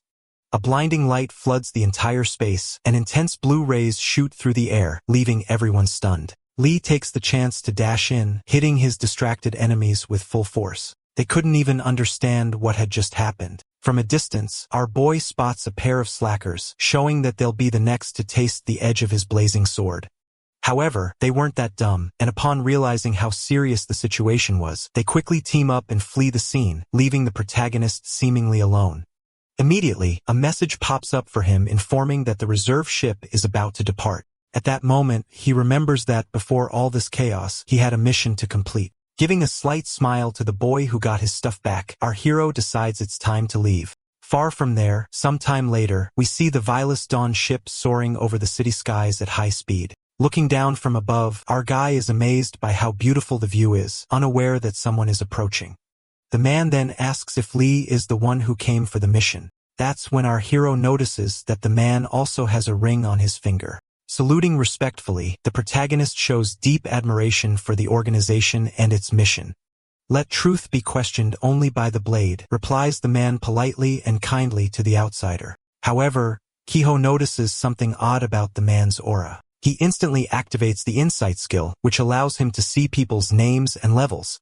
Looking carefully, the boy realizes that warrior is level 91, while the man stands calmly with a friendly smile, then says he didn't expect to find his swordsman around here. Lee introduces himself as Mose, and the stranger says his name is Kalloy, a swordsman from the city of Lausanne. Carefully analyzing everything that's happened lately, the level 91 swordsman says something must have happened in the northern villages, because there's no other reason for 5 big shots to be on that ship. Lee doesn't really get where the conversation is going, and the man invites him to follow. A beautiful gate appears in front of the 2 swordsmen, and Mo seems curious to know where it leads. Suddenly, before his eyes can adjust, the gate opens, revealing a radiant light bright enough to blind. As the protagonist enters the room, he's completely awestruck to the point of losing track of direction. Upon arriving at the intended spot, the boy freezes for a few seconds after seeing something.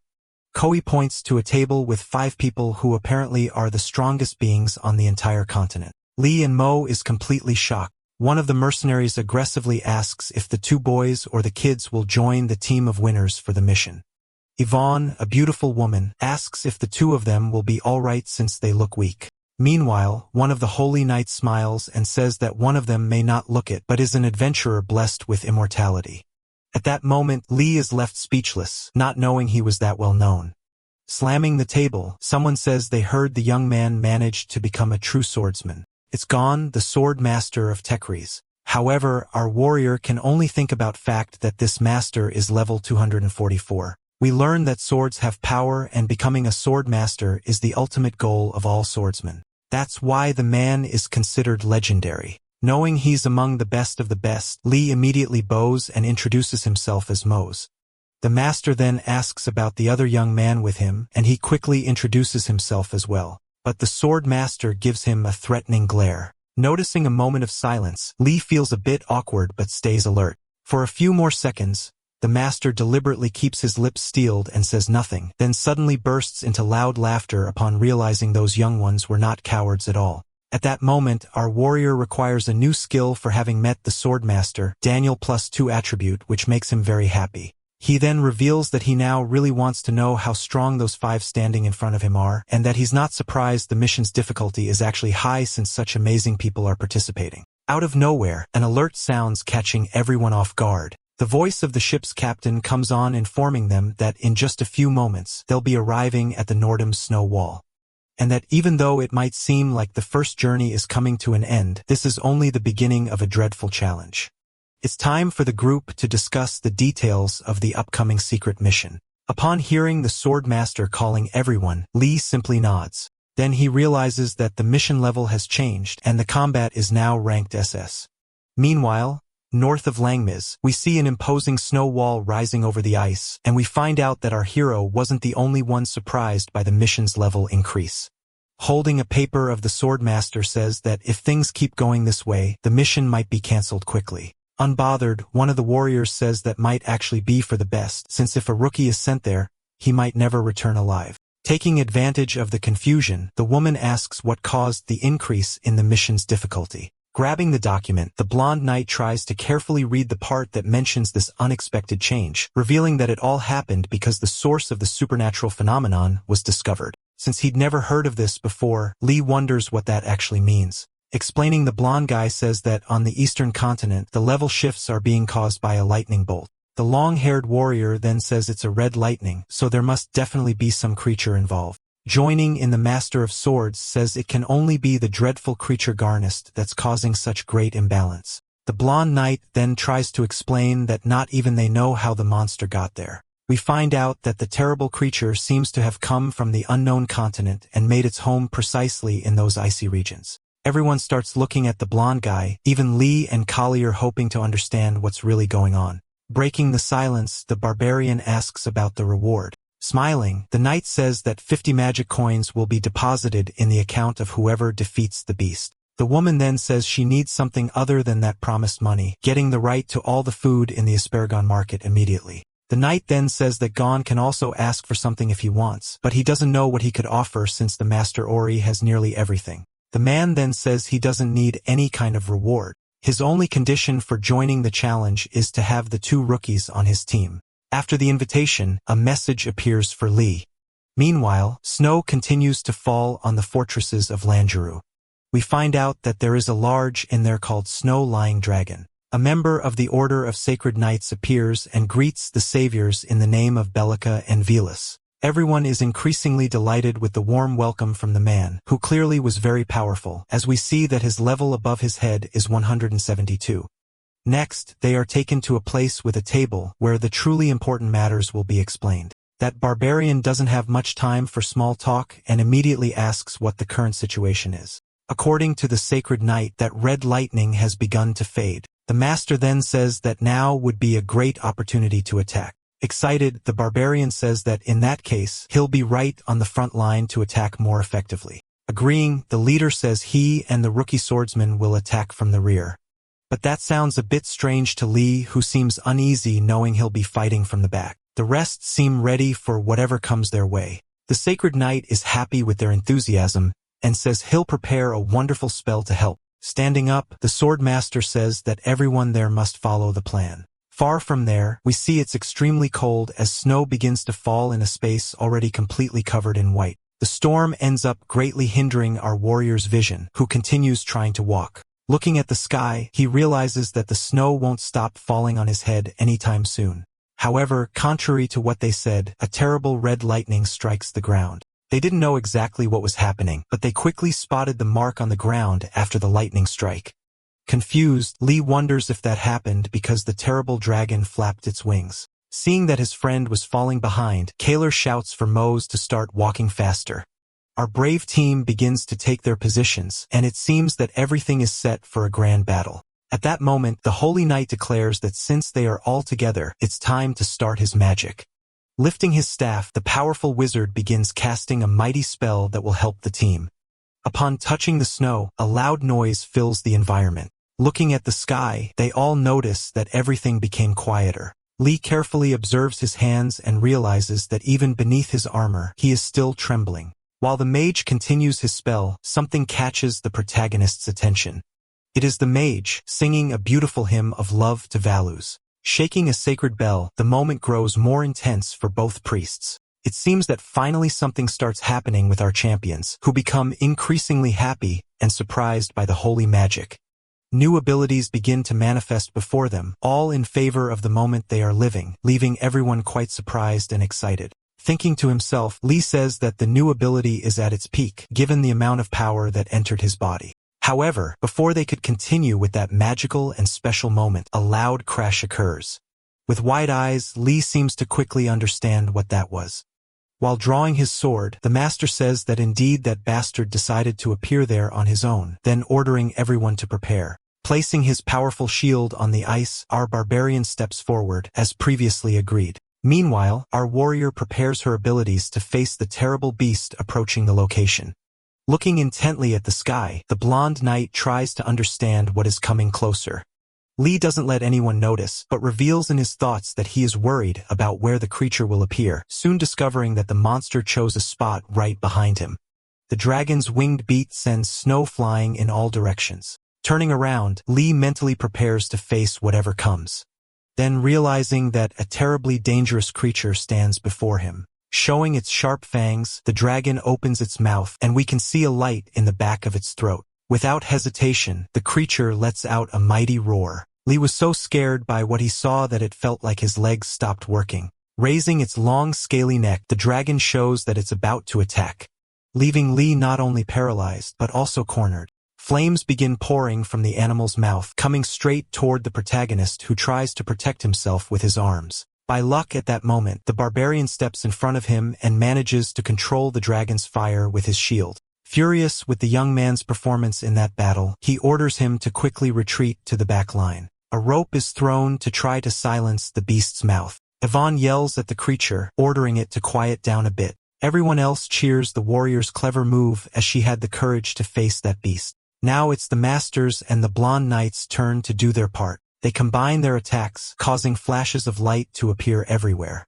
At that moment, the dragon realizes it's not dealing with ordinary players, but with a very powerful league. However, the leader states that the creature also has a lot of skill, and that those attacks were only buying time. Happy with what he saw, Lee says that his team was brilliant and the strongest among the strong. Suddenly, the dragon manages to break free from the ropes. The sword master then asks everyone to prepare. Placing the shield in front of him, our barbarian is ready for the moment when the dragon spits out its flames, preparing to send the attack straight back to whoever launched it. After that, a huge explosion occurs, leaving the shield man tense with how the situation unfolds. Around him, everyone is ready to fight. Spreading a wave of forgiveness and love, our mage decides to cast a powerful force capable of facing the beast, along with a green-eyed young man, causing the winged serpent to feel what was truly happening.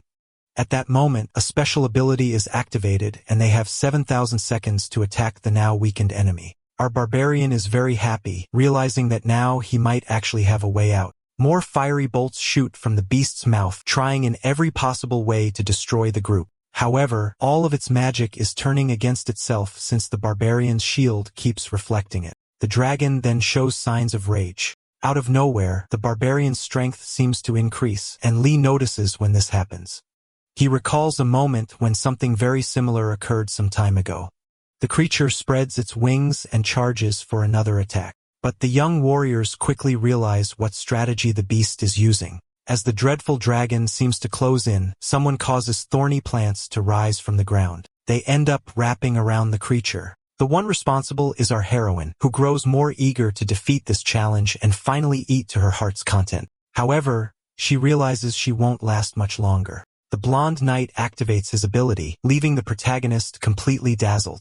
Running forward, Kalloy tells Mose that this is the perfect time to join in on the attack. Our two warriors leap toward the beast with great effort and strength. The dragon quickly notices people closing in and decides to strike before the pair gets in closer. Both young men are launched away with force. But despite the painful fall, it's not enough to break our heroes, who remain strong and determined to achieve their goal. Lee thinks that, apparently, that creature knew perfectly well they were going to jump. Meanwhile, the terrible dragon continues to stare him down with those devouring eyes. Suddenly, Boy hears a chuckle in the background and becomes confused. It's the sword master who steps forward, ready to show how it's really done. Swinging his magic sword from side to side, the older man tries to teach how true fighting is done, while his power and life force continue to grow without pause. Once he feels fully ready, he charges in, stating that this is the kind of strength the boys must one day achieve. A terrible light erupts and we see that the dragon is wounded. More than that, it begins to writhe as that foul liquid starts pouring from his body. Twitching in pain, the beast now truly seems to have been struck hard. Smilingly says it's incredible how the man's level surpassed Garna's. We find out that the technique managed to evolve the master's strength even further, now reaching 388 power. It's as if the boy is getting to witness the real abilities he'll need as a true swordsman. The sword master then says it's time for everyone to attack. Shouting to each other, the swordsman duo runs toward the beast, which did not expect an immediate attack from all three. Knowing exactly how this works, Lee thinks he can't let the fight end without taking action and immediately activates his power to the master's surprise, who clearly didn't expect that. He then declares that apparently a man with a brilliant future has just joined the band of superpowered warriors. With a brave shout, Lee charges at the creature. Unleashing all this fury on the dragon, he strikes the beast with his powerful magical spear, radiating a blinding blue light. Immediately, the creature lets out a loud growl and decides to strike back, putting everyone's lives at risk for the sake of survival. Leaping forward, the beast tries to get revenge on Lee, who once again finds himself frozen, unable to do much.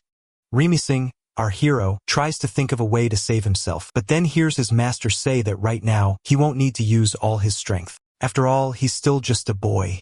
Immediately, the master raises his fierce sword and charges at the beast. Unmissing a dreadful blow, our master makes sure to apply supreme force against the creature. We see, in that moment, the damned winged serpent now pouring out all its strawberry-colored liquid as if it were endless. As the creature suffers under the sword, our hero realizes that this man is truly worthy of admiration. Seeing that he managed to wound the serpent's head, the master says that should be enough to contain the monster. Looking up, our comrades realize there are still brave warriors among the allied group.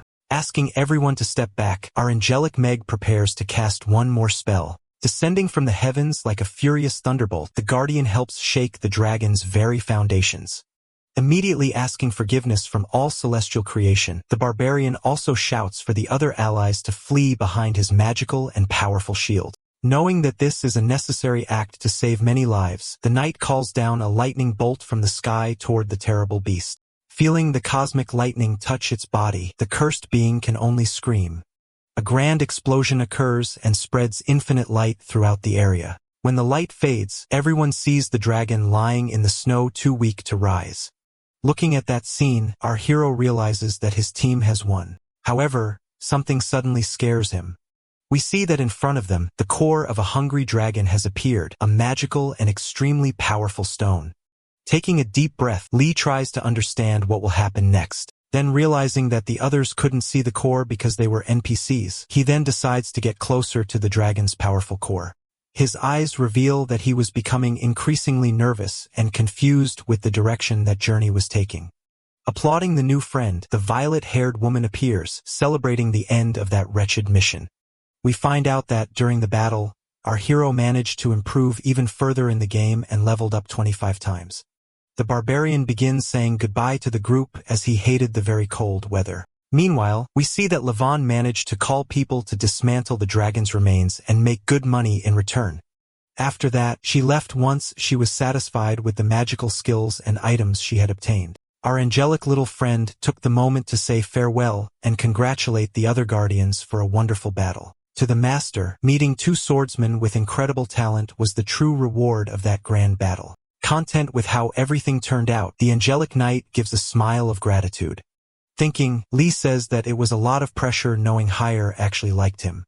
After all the farewells, the mountain became increasingly lonely and silent. The time of truth arrived with the master now standing before his two new assistants. Bowing before the older man, the swordsman from Losven says he is deeply honored to have been chosen by the master, just like Lee, the swordsman from Asparagon. The master then says that one day, both of their swords might become famous across the entire world, and that he will be waiting for them with open arms. With a gesture of his hand, he makes it clear that he is very excited to meet those two again in the near future. In front of the man, a bright and majestic magical portal opens, and immediately, he begins to walk into it, leaving the two young men alone. We see that Collier also has some other very important matters to attend to. "See you around," he says, bidding farewell to the boy amid the snowy void. Watching all his friends go, the young man felt a sense of duty fulfilled. However, when he realized he was truly alone, he began to feel as if the battle had never happened. Suddenly, something catches his attention again. It was the dragon's core, and Lee then says he needs to take great care of it. Then revealing that he doesn't know if it's really right to monopolize the core, while thinking that he could never waste such an opportunity. After all, to reach the truest and most powerful forces, he would need to become even stronger at that moment. It only took his small fingers to touch that sphere for a brilliant light to fill the environment. That explosion was so grand that our hero had to cover his face so he wouldn't be completely blinded. But things went in direction he couldn't have expected. To his surprise, a beautiful full set of armor appeared before his eyes. Reaching for the sword, Lee wonders what kind of weapon it is, and upon touching the item, he felt as if a magical arc of fire had pierced through him. Immediately, the young man realized it was a legendary greatsword with unimaginable attack power. Soon after, an increasingly intense glow appeared, something he could never put into words. We discover that the legendary set named Rising Sun of Altoria was continually enhancing his abilities. Smiling, the protagonist wonders if this was some kind of prank, and so he became the first person to obtain a legendary set in the circuit. Sometime later, we see a stream on Circuit TV hosted by streamer G-een.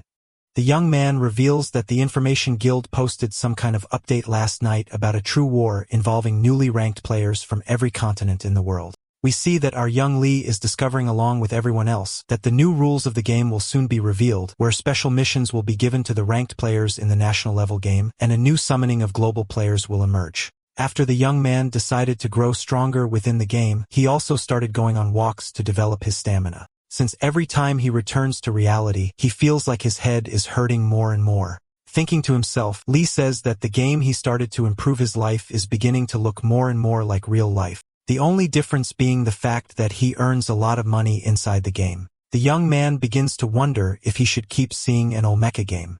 Looking around, Lee sees two children playing with an animal. Then he notices a man in a suit needing to run to deal with urgent work matters. And he also notices how couples are enjoying themselves together in that park. Lost in his thoughts, he wonders if he'd be living like a normal person if it weren't for the game. But our hero soon realizes that, in fact, he'd be living in despair and without money, so he decides to return to where he belongs. We're taken to the center of one of the busiest cities in the magical circuit of the game, and we find out that the protagonist has delivered his new armor to the blacksmith and needs to take care of a few things before reporting to the sanctuary.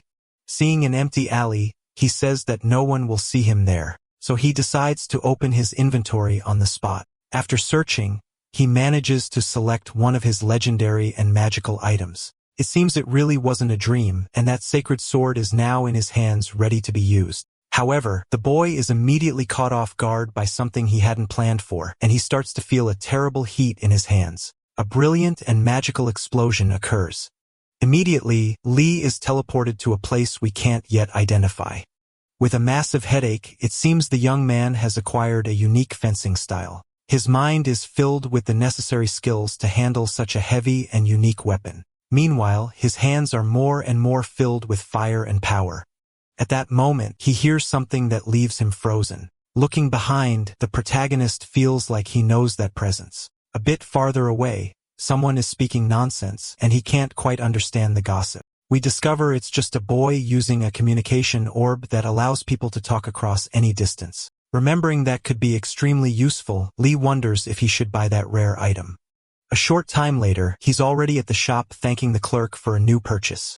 After leaving the place, we see that he has repaired his armor and also managed to acquire a new magical item for his collection. Now he must continue on his path and do something truly important for him to grow immediately in the game.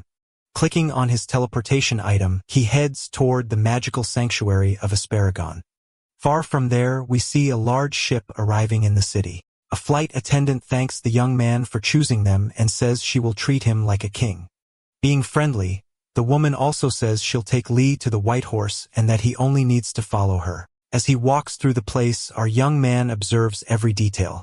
Remembering the note, he says he only received one slip, just enough to take him to the sanctuary. Suddenly, someone shows up and asks why the protagonist took so long. To our joy, it's Kia smiling, saying she was already tired of waiting so long. With a huge grin, the protagonist asks if she's going with him, and Kia immediately confirms that she is. Because this time, the mission will be done as a team. Far away from there, right in front of the caravan, we see many people already walking back and forth. Stretching, Lee says everything seems much farther than it really should be. At that moment, our warrior quickly calls Mo's attention so he can see something. It's the grand building of the Bing caravan where all the brilliant transactions in the kingdom take place. Smiling, the protagonist says the building is incredible. However, before they can continue the journey, someone appears and calls them. It's a man sent by the guild to receive the two young adventurers. With a gentle smile, Russell shows he's a good guy. Immediately, the two follow him into a magical elevator that will take them to a new world. Before they arrive, the man says that both will stay on the 88th floor in the forge room. Extending her hands, our young woman asks if he's the person the master sent to help them. At that moment, the man immediately closes his eyes. Pointing inside the room, he says he'll tell the rest of the story once the two enter. We see that it was truly a beautiful and magical place. At that moment, Russell turns the doorknob that leads to the arrival hall. However, before saying anything, he states that before he begins to speak, he would like to inform them that what he's about to say carries the same weight as what Master Robin told the duo. Making a very important bow, the youths kneel and say that the swords they requested are there to help. Soon after, the message is opened that truly seems to be of utmost importance. Russell then reveals that a new mission has appeared for both of them equally, and that currently, the secret weapon that must not be passed to anyone has been smuggled to the Bing caravan, which could be very dangerous. The man states that the item will soon be put up for auction held on the top floor of the caravan. In this case, the main objective of the mission is to obtain the item from the auction by any means necessary. In this new phase, our heroes will now be known as Ariane Marie and Maxim. Sometime later, the duo arrives at the auction house, a beautiful place where people wore very elegant and fancy clothes. At that moment, we see the staff announcing the arrival of Ariane. Wearing high heels from the latest fashion, he begins to enter the venue. At that moment, everyone had their eyes on the girl who radiated beauty wherever she went, including young men who seemed smitten by the girl. We see that in order to participate in those auctions, first and foremost, he had to appear as part of high society. Hidden in a large suit of armor, Lee observed every detail of the place. Looking sharply at everyone, our girl continued walking slowly among the elite young men. Suddenly, appears and invites Ki to sit at his table. The young woman accepts the invitation and thanks him for the kindness. In single file, the three proceed to the table area. As they walked, they noticed some silly giggles from people who felt like they owned the entire universe. Intrigued, Lee wonders why everyone's laughing. Arriving at the table, the duo comes face to face with a banquet that seemed to have been prepared with great care and refinement. Smiling, a woman says the girl is very welcome, especially for being from the Ariake family, and immediately draws an awkward laugh from the other ladies who insist on correcting the woman's unusual pronunciation. Meanwhile, our girl gives a slight motion with her thin and delicate fingers. Wiping away tears from laughing so hard, the woman tries to bring up a topic about the young lady's hometown. Immediately, knowing exactly what story to tell, Ki says she owned a vineyard in her city. Two other women then ask if her nobility comes from agriculture, and one of them states that, in that case, the Aryan family should try harder since they're half-elves. The other one seems to have more sense and is shocked by that twisted talk. Immediately, the women notice the choker that Ki is wearing around her neck and continue with their prejudiced comments. Keeping a vile demeanor, Akajit asks for the young woman's choker to be removed. Immediately, a bald soldier approaches the girl to do the job. Asking her not to blame him, he reaches his fingers toward her, saying he's just following orders. But before he could even touch the girl, a hand grabs his arm. We see that he was caught off guard by our guardian, who obviously wouldn't let that happen. Threatening the man with full intent, Arlie asks if he has a death wish, leaving the women completely shocked. With a confident smile, our girl finds the situation amusing, saying that apparently the Akajit family only recruits the worst as knights. Her remark causes outrage among the high society snobs, who start complaining louder and louder. However, our elf was already tired of everything and declares that she will no longer accept any kind of insult. And to get revenge, she proposes end Knight's duel. Drawing his legendary flaming sword, Lee tells everyone he is ready and that he will win in the name of his family's honor. The duel excites the people around them. Thirsty for a fight, the bald guy declares that he's also ready for battle to defend the ladies of high society. He draws his weapon and quickly reveals that his level is 34. Observing his opponent closely, our boy analyzes that, in the end, the man didn't have much skill after all. Starting one of those typical chase scenes in the hall, we see that the proto defended himself well from the first strike, and it only took one of the soldier's movements for him to realize the man was way too slow. Gripping his powerful legendary sword, Lee delivers a strike without holding back. The villain's head goes flying due to the sheer force of the impact. With the body falling to the ground when the protagonist saw that big-headed guy, he ran to attack even more. All the rich people around were very surprised. The ladies began to get irritated as the rumor going around was that the family's defense was weak. Pointing a finger in another knight's face, one of the women orders him to get that trash out of her sight immediately. Promptly, the blonde man introduces himself as the Wind Knight, Longshell, and says that under Lady Akajit's command, he will eliminate Lee right then and there.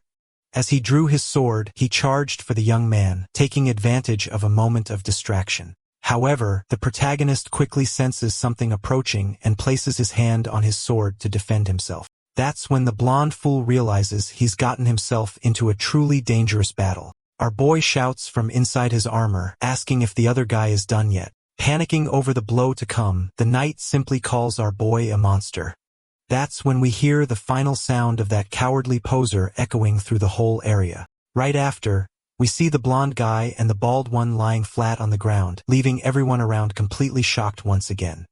With her graceful blue leap, he begins to approach her knight. Taking advantage of the stairs, she shouts saying she is deeply disappointed with everything that happened that night because besides disrespecting other families, that group had been extremely racist against her origins. Continuing her speech, the young woman states that was truly shameful and that no one should forget that this was supposed to be a place where all cultures could come together. Everyone is surprised by a beautiful speech and starts clapping, leaving Key a little embarrassed with so much attention. Out of nowhere, a bearded man in a hood appears. Lee decides to stay still. However, the man states he has been waiting for him. At that moment, the tower seemed increasingly lit and crowded. It seems like only now things are truly about to begin in Lee and Key's journey. Taking off her earrings, the young woman says that so far they've done well at the high society meeting, but the real mission is at the auction house. Without saying anything, Lee just watches the young woman completely enchanted. Noticing that strange look, he tries to change the subject and asks why, but the young man simply says he's proud of her performance. Smiling the boy's comment, she says she kind of already had some experience with that sort of thing. Greeting widely, he asks if the girl is from nobility, talking like someone who's done this before. Key, however, says that she was actually once a slave to nobles, leaving the protagonist stunned. The young woman then says that's why she already knew how nobles naturally behave, revealing next that she once had a deep desire for revenge. However, nowadays she's a new woman. Realizing he brought up a terrible subject, the boy tries to fix the mood by apologizing. But the young woman gives him a solid slap, telling him to chill about it. While staring firmly at Lee, Key says that after this mission, she'll be on vacation. So it's best they hurry and finish the job. At that very moment far away, we see the wheels of what looks like a carriage. It's a small cart transporting people who are talking about some kind of deal. We see Key and Mose discussing the auction that will happen very soon, and that they need to find out who's buying the scores and get rid of them. For that, they must identify the targets by bidding high. In his thoughts, Lee says that this is the Aiden auction house of the Bing caravan. At that moment, the hall door opens and off go our warriors into the unknown. We see a master of ceremonies who greets everyone attending the auction that evening. According to him, tonight, many items more precious than pure gold will be auctioned. He then declares the bidding season officially open. In a matter of seconds, a guy shows up pushing what looks like something truly rare and precious.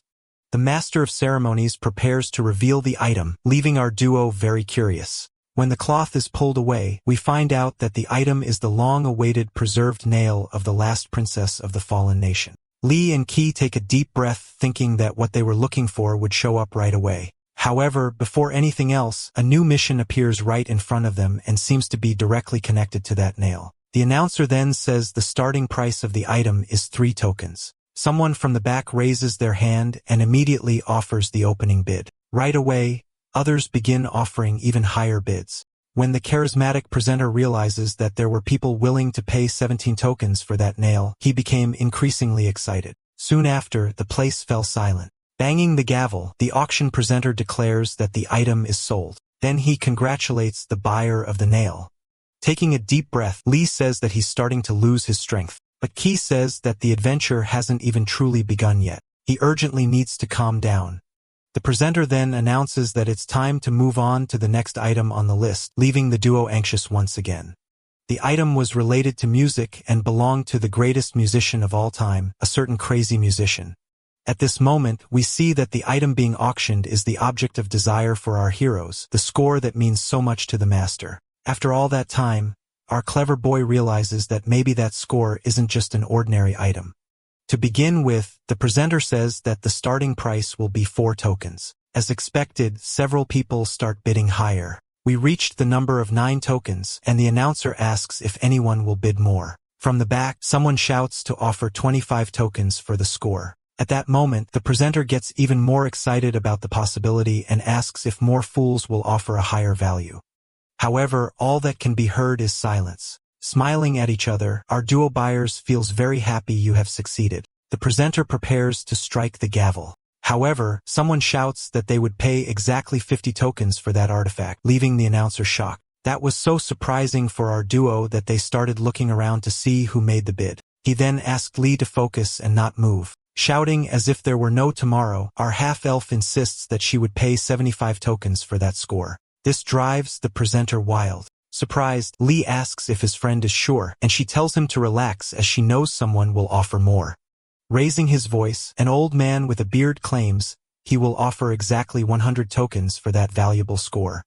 The presenter reveals that he has never seen such a high bid, especially this early in the auction. Smiling, he tells Lee that she warned him this would happen. Looking back, the young man says that now they just need to catch that bastard once and for all. But when he turns his face, he is shocked by what he sees. Not understanding, the elf asks what happened. We, alongside the duo, discover who the person is who is willing to pay such a high price for the papers. It is the special ranked a criminal Lero. Sometime later, we see the man running. He is immediately stopped by Ki and Lee. But the villain is quite clever and reveals that he knew they were watching him. Realizing he would be a cruel opponent, Lee grits his teeth, trying to control his fury. Summoning a deep magic, Lero says that he was waiting for that moment. Thinking to himself, the protagonist says that if he's hit, he will definitely be massacred. With all this pomp, the villain makes a point of maintaining his elegance to introduce himself once again to the young duo. Soon, Lee asks Ki to be very careful, as she is a player who knows how to measure the levels of others. He then reveals that the level 102 man is a monster. Maintaining his enthusiasm with the situation, Lero insists on speaking difficult words and appearing much more elegant than he already is. While stroking his white goatee, he repeats Moses' name. The elf then asks if the boy knew that rogue from somewhere. After saying he bought something from him in Linderk, he asks if the fool still remembers him. Lero lets out a slight chuckle, then he states that their encounter was very memorable. Lee is shocked by the man's agility in approaching. Immediately, we realize that the sorcerer had the ability to run back and forth very quickly. But Ki bluntly says that she doesn't care at all whether that encounter was memorable or not. She won't stand there idly while the two chat. Pulling out the blessed sword of Sparagon, she decides to attack. Running back and forth, Lero once again closes in on Lee, snapping his fingers quickly in front of the boy. He makes Lee disappear, leaving Ki completely alone and worried. Far from there, we see that they ended up in a different location. The gambler then says that the elf will not find them there, revealing that he just wanted to have a little chat with the boy. Turning his back to Lee, he remarks that he was surprised to meet the famous immortal Mose, whom everyone has been talking about. Smiling next in a macabre way, the protagonist widens his eyes in shock. With a slight smile, Lero refocuses. Wrapped in that black cloak, he claims he had already chosen over 1,000 immortals. But all of them sold everything they had without even using the items properly, except for Mose, which made him change his plan. Pointing his finger at the boy, Lero says he changed everything because of him. With glowing eyes, he then asks why the boy became a swordsman, stating that he knows everything that happened was no simple coincidence. At that moment, we see Lee with his eyes wide open. The gambler then states that, in fact, everything was part of his plan. Mouth agape, the protagonist asks why. While wondering if he had never had any luck at all, falling to the ground, Lee wonders what kind of thing was happening. Explaining, Lero says he did what he did so that world could be conquered by the immortals. Making everything worse, the man starts working on the boy's mind and tells him to use his anger to conquer the world and to avenge his family, which was destroyed by the Empire. Lee is confused since he wasn't used to hearing about revenge in that way. With red eyes, Lero gets closer to the boy and commands him to attack everyone who wears a golden crown. After all, the boy has everything it takes. Could that have been the reason for all the confusion? Because if so, the young man might finally make his plan work. Thinking to himself, Lee says that Leroy is human too, and wonders if meeting Kia, who once also sought revenge, was all part of Leroy's plan. But all that talk started to make no sense because Lee knew he had made his own choices. Trying to resist all that talk, the boy stands up and states that he was not part of any plan. While the man continues staring at him intensely, grabbing his necklace and remembering that the item had saved him, the young man thanks Lero for the stone, then says that this time, he'll be the one saving the man. After being threatened by the hero, the weirdo panics for he truly didn't expect that move. Receiving a mission to take down the gambler, the boy realizes he might earn a powerful reward. Delivering the first strike against that bastard, Lee begins a flurry of attacks, making Lero widen his eyes. The man manages to leap backward and escape, and repeating Moses' name shows he's determined to end it all once and for all. Activating his dark and powerful magic, emerging from his body like a specter, black smoke is ready to strike the boy. In his mind, the protagonist wonders what kind of dark aura that is.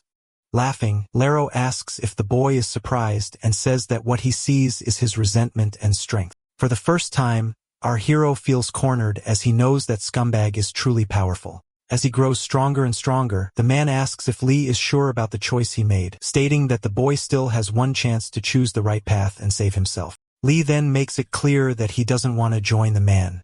Still calm, Lara asks why, then shouts that he could make the boy the king of the world. Trying harder and harder to tempt our warrior, the man says he only needs Lee's power. But with all this inner strength for good, the protagonist resists the temptation of that filthy being who kept trying to corrupt him. However, that wounded the enemy's pride who started casting his evils in the form of shadows. Showing a clear sign of rage, he said he'd have to defeat the boy with his own hands. But our warrior made sure to say that if asked what he wants, it's worth noting it won't be such an easy challenge. A true ancestral duel begins, and we see Lero holding Lee's sword. The man says he knows very well that the boy came from a completely different world than the one they're in. He then reveals that he sold his body and soul to study our warrior. While fighting, the young man tries to think about how this will all end. Lara then says he knows the protagonist only came there seeking thrills and fun, and that's why he made sure to give that to the boy. Throwing it all in the player's face, he claims he was the one who gave him his powers along with dreams and stimulation, as well as pleasure and fun. But he doesn't understand how Lee could reject his offer, especially since he was there only in search of amusement, so he shouldn't care about what happens in that world. Lee then says that he ended up in this world with a true intention of making a lot of money in the real world. And thanks to Lero, he kept getting stronger and gained a lot of experience. But the more he ventured, the more he realized how beautiful and grandly magical this world was, because every place he visited made his heart beat faster. To Lero's surprise, the boy could only express his feeling of gratitude. He really couldn't help that marginal being destroy the world. Being insistent, the gambler asks again why. Speaking firmly, Lee begins to try to convince him that the enemy didn't have the eyes of someone who wants to destroy the world. That's why he will help him end his pain. Placing his hand on his face, it seems the man really didn't expect all that speech and lets out a laugh. The laugh gets louder and louder. Lero then shows that he's truly determined to destroy the world for the sake of revenge. He asks what nonsense the boy is making up, but if he wouldn't listen to him, it was really time to end everything. Grabbing his powerful sword, Lee places the weapon right in front of the man. With a dark look, Lero orders the young man to die. Lee attacks furiously, aiming to strike his enemy even more. But it seems his strength was diminishing more and more, and now he only had 30% HP left. Lero then orders the boy to open his eyes wide to see his hatred and his revenge. At that moment, he runs to attack the boy and sees all his power rapidly diminishing in an unprecedented way. Lee realizes that this way, he won't be able to reach the opponent's mind. Immediately, the duel takes on huge proportions and everything keeps getting worse and fiercer. Looking at Lero, the young man thinks that this guy will never manage to escape the cycle of revenge. Soon, he really needs to think of something before it's too late. A radiant light shines suddenly. Immediately, the sword's power seems to be even brighter than it normally is, startling the boy. We discover that after destroying 100 monsters, Lee gained the effect of Atoria's mark. Looking at the panel, the boy wonders what ability that is. However, at that moment his body collapses. Pulling his sword harder and harder, the young man feels he will have the strength to fight against the evil of the world. He then drives the mighty solar storm into the ground, causing a massive explosion of sunlight. For this, that bastard wasn't expecting, and he gets scared upon realizing the powerful divine light coming his way. A gigantic hurricane begins to swirl, not caring about what's in its way, until finally, we go back in time and learn the true story behind that terrible revenge. It seems that the Empire's worms destroyed the man's family, who until then had been a very good and peaceful man. Soon after, time passed, and he started gaining powers and wealth, all for his greatest revenge. With his hands covered in red juice, he began living in pursuit of his goal, unafraid of what would come afterward. His hatred was so immense that he couldn't forgive even children. As time went by, he got lost in his ideas and no longer knew who the true villains of the story were. And when he realized that what he did was wrong, it was already too late. That's when he was greatly shocked upon realizing that Lero also had a human side in the end. The man starts to disappear slowly, while thanking the protagonist for everything, revealing that he always believed the boy would be his salvation. Like a celestial glow, he evaporates, becoming a bright cosmic star. Quickly closing his eyes, Lee asserts that, in fact, it was Lero who saved him in the end. Right after, we noticed that a huge powerful sphere appeared in the field. We see Ki, who was very worried about the young man and thought she had lost him for good this time. When she spots Lee, she runs to try to find out what was happening. It was at that moment that a secret trace appeared before him, and now the guy was really more skilled. Meanwhile, high above the city, one of those fast ships racing through the air crosses the screen. At the same time, our hero looks closely at the screen. Immediately, we see that it's an incredible piece of news about the new ability he's acquired. To the boy's surprise, that would give him many new powers. Soon after, we discover that the ability could be activated soon, and it's called Rumen of Luck. That combination is so incredible that new abilities will soon be conjured. He also receives a rune of combinations capable of storing colors, the same ability Lero used to wield. The time has come to gather courage and use it before it falls into truly wrong hands. If there's one thing you learned during this last battle with Lero, it's that even though this is a virtual reality world, even if its residents are really just NPCs wandering around, they are still humans with emotions like hatred and regret, unlike the old NPCs who were completely programmed. At that moment, the hero begins to wonder if this can really be considered just a game and not a reality. Suddenly, a voice asks if he's okay. Realizing it was the beautiful elf, the boy quickly tries to compose himself and confirms that, yes, everything was fine. Then, with a big smile, she asks her companion what he'll do with his long-awaited vacation. However, Lee reveals that he hasn't managed to plan anything, making it clear that she has planned something. The elf says she wants to go to her homeland and stay there for an indefinite time, revealing next that the place is a small town located in Asura. Trying to tag along for the trip, the boy says he'd like to visit the place someday. Since Ki was very polite, she says he'll always be very welcome in her homeland. Meanwhile, in the center of Asparagon, everything looked beautiful, and you could already hear conversations in the air among those passing by. But our boy still had that terrible headache and was feeling weaker and weaker. Thinking to himself, he realizes that now that he completed that mission, it's time for a short break. Suddenly, the magical crystal ball starts to ring. To his surprise, it was his old friend Sharon calling. Later, somewhere else, we see a beautiful house. 4 hands celebrate life with a nice cold frothy beer. It really been a long time since those young ones had met and each had ended up living their own brand new adventures. Our Lee had changed so much since the last meeting that he didn't even know where to begin telling the group his news, but the other guy gave a sign that he could go ahead with that update journey. No problem.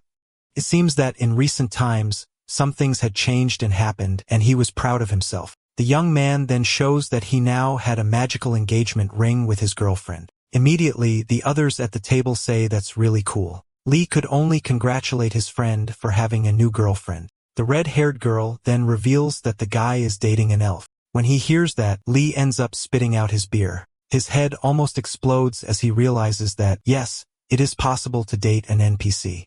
And that, after that last battle, he saw that many people enter the game to fulfill their dreams. And more than that, the truth is that NPCs also had lives and desires of their own, just like any person.